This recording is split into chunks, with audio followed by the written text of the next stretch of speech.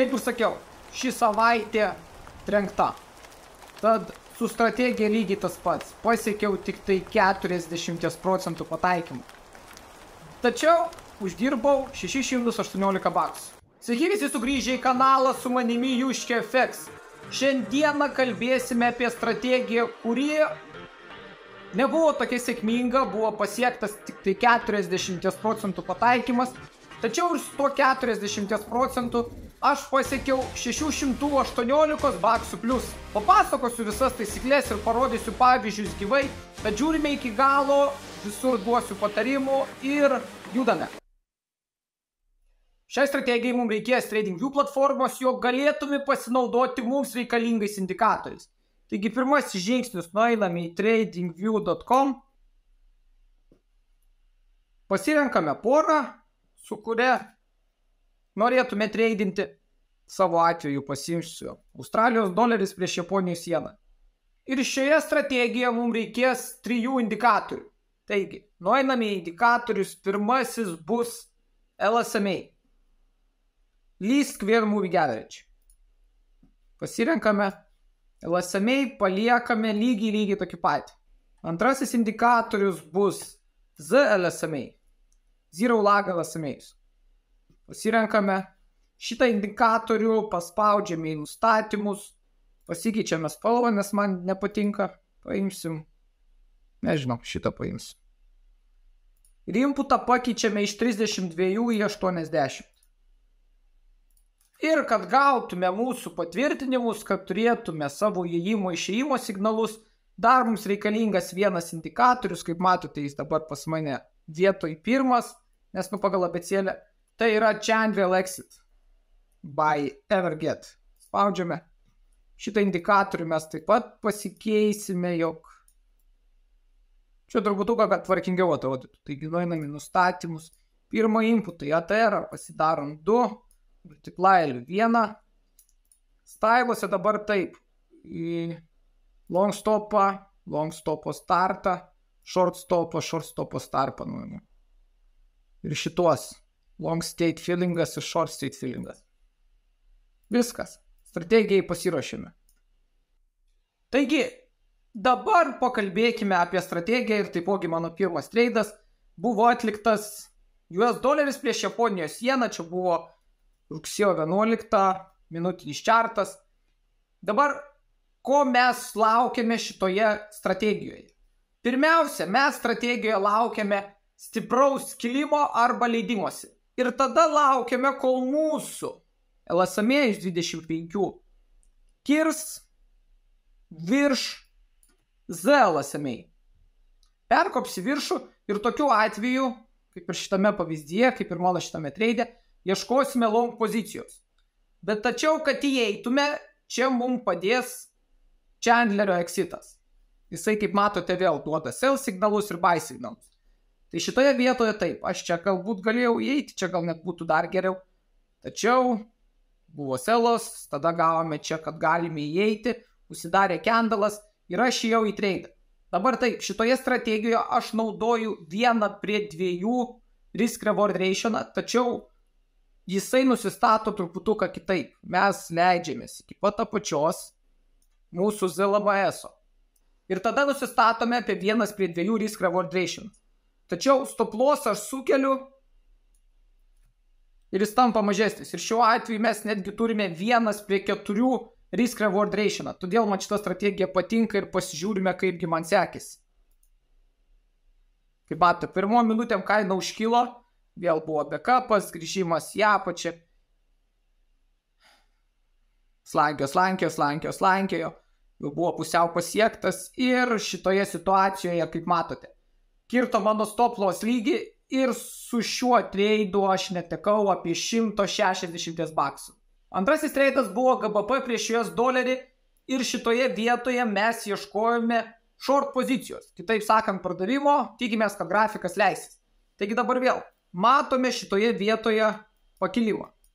Tada matome, kad mūsų LSMA susikerta su ZLSMA ir jisai tampa jo žemiau. Tai reiškia, ieškosime short pozicijos ir vėl, ko mes dabar laukiame, tai yra iš Chandler exito kad mums duotų sell signalą, tai ką padarė jisai čia.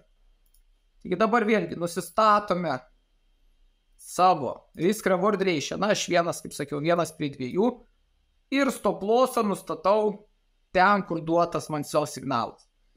Ir pasižiūrime.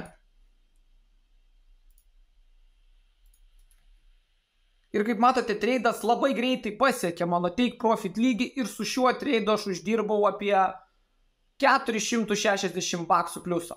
Jeigu ieškai, kur pradėti savo Forexo kelionę, nenueik niekur toliau negu jushkefx.com. Čia visų pirmiausia pasikeičiate kalbą į lietuvių ir sakyčiau, turime 3 svarbiausias skiltis. Na, šiuo atveju 4 nauja neseniai padaryta, tai yra kaip pradėti prekiauti. Užeikite, pasižiūrėkite, sukėliau nuoseklę instrukciją, kaip pradėti treidinti. Ta prasme, nuo pačios pradžios, kai jūs registruojate pas brokerį, patvirtinate viską, ką reikia. Tada kaip brokeriai. Brokerius aš naudoju 3, galite pasiskaityti apie juos, kokius privalumus jie turi, bet mano manimu, kas yra svarbiausia, kad yra greitas pinigų išmokėjimas, maži spredai ir maži komisiniai. Tai manyčiau, čia yra svarbiausia, kas yra aktualu kiekvienam treideriui. Sekantis skiltis gauk finansavimą. Gauk finansavimą tai yra prop firmos, kurios už jūsų žinias jums suteiks finansavimą. Aišku, reikia praeiti challenge'us, parodyti, kad tu supranti, ką tu darai Forex'e. Čia, sakau, svarbiausia yra savų strategijų laikytis ir pasiekti tai, ko jie prašo. Dažniausiai yra apie 10% nuo norimo jūsų balansų. Ir visgi teikiamas finansavimas yra iki 2 milijonų. Tai, manyčiau, yra žvėriškas privalumas. Ir trečias skiltis tai yra blogas. Blogas yra ten, kur dalinuosi savo idėjom, kokius treidus atlieku, kur galime bandyti įsivelti ir gauti pliusą. Visus treidus iš karto keliu į savo Telegramo grupę, tad būtinai padžioinam. Description'e rasite nuorodą. Trečiasis sandoris buvo atliktas Australijos doleris prieš Japonijos jeną. Vėlgi, matome kilimą, matome mūsų krosinimąsi šitoje vietoje matome mūsų sell mygtuką ir pasidarome savo risk reward'ą, kaip matote, 1:2, nusistatau savo stop lossą šitoje vietoje maždaug ir pasižiūrime, kaipgi man sekėsi. Ir šitas treidas, labai greitas treidas, įvyko per 2 minutės 3 ir su šiuo treidu aš netekau apie 210 baksų. Ketvirtas sandoris buvo vėl Australijos doleris prieš Japonijos jeną. Iš tikrųjų, labai toli nepabėgau. Praėjo čia 5 minutės galbūt maksimaliai, kolgi vėl aš gavau sell notificationą, man visos sąlygos atitiko. Dabar matot, nusistačiau 1:2 risk reward ratio'ą ir kaip pagal taisyklės nusistačiau savo stop lossą maždaug šitoje vietoje. Ir kaip matote, risk reward ratio šiuo atveju yra 5,44. Ir pasižiūrime, kaipgi man praėjo šitas treidas. Pačioj pradžioj, kaip matote, stiprus kritimas į apačią, to, ko tikėjausi. Kaina, aišku, pasivaikščiojo. Tačiau maždaug po 2 valandų kirto mano take profit lygį ir su šiuo treidu aš uždirbau apie 820 baksų. Ir mano 5 treidas GBP prieš US dolerį. Kaip matote, vėlgi, turime krosinimąsi, turime mūsų buy signalą, nusistatėme take profit lygį 1:2 maždaug, nusistačiau savo stop lossą maždaug šitame lygyje, gavosi neblogas risk reward ratio'as, iš tikrųjų. Ir čia šitas mėlynas, jeigu kam įdomu, tai mano supporto lygis. Taigi pagalvojau, kad čia turime stiprią kilimo tendenciją, kad turėsime stiprią kilimo tendenciją, tačiau pasižiūrime, kas įvyko. Kaina pradžioj pakilo, pradėjo leistis. Nesupratau, vis laukiu, pradėjo kilti po biškį. Labai gerai iš tikrųjų suvaikščiojo, tačiau vėl staigus kritimas. Ir pasiekė mano stop loss lygį. Ir su šituo treidu aš netekau apie 160 baksų.